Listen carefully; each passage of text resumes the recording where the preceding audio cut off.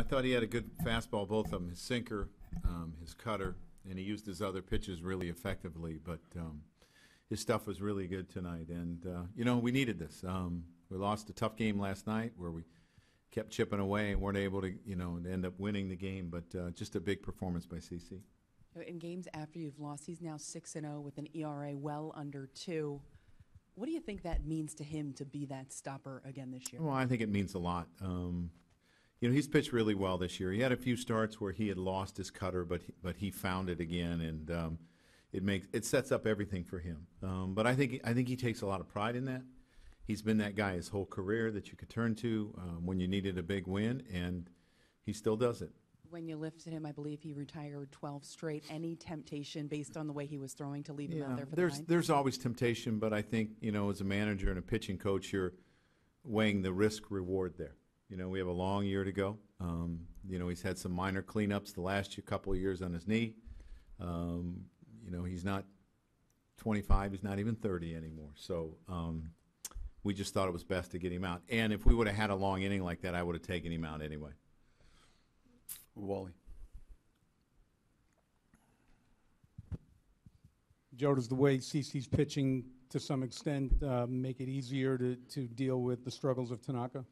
Well, I've said all along, it seems like in the coaching profession, you're always trying to, it's very seldom do you have everyone going at once.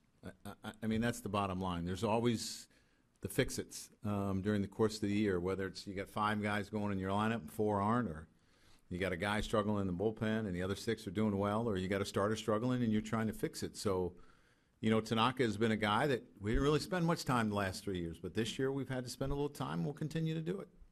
Dave. Joe, when you saw CC take that brace off, knowing how dependent he's been on that, I mean, was that a nervous time for you? Yeah, what actually happened with that? Something snapped. They fixed it, whatever it was. But I was watching every pitch, on his landing leg and to see, and I thought he was staying on line really well. But yes, it did make me nervous. Brian. Joe, do you think it's coincidence Carter seems like he's heating up right when you're about to get Bird back? I think, we knew he was capable of hitting. We knew it, and we just felt like, that he had to make some minor adjustments, and, he's been working really hard at it. I think today you saw him in his legs more a little bit today, and I think it makes a big difference. It gives him more of a chance, and it'd be great to get that bat going because that's a big bat. Ron and Andrew. Did Gardner get banged up there at the end? No. Yeah, just, those guys played 19 out of 20 days, and we're in the midst of 13 in a row. So whenever I can give them a little spell, I'm going to give them a little spell. Also, not used to CC with fielding plays barehanded. What did you think of that? Well, he catches all the throws from the third baseman barehanded, so it's not something that he's not accustomed to doing. But, I mean, that's a great play because that's probably a hit when you look at it. And you never know what's going to happen at that point. But that's a great play. He ended up getting the next guy and ended up not giving up a run that inning. And I thought that was a big turning point in the game. Andrew. Joe, from 2013 to 2015, CC was one of the worst starters in the game overall. Why did you continue to believe in him through that time that he could come back and be productive like he was last year and then now this year? Because of the way he competes. He's always been that guy that is a fierce competitor.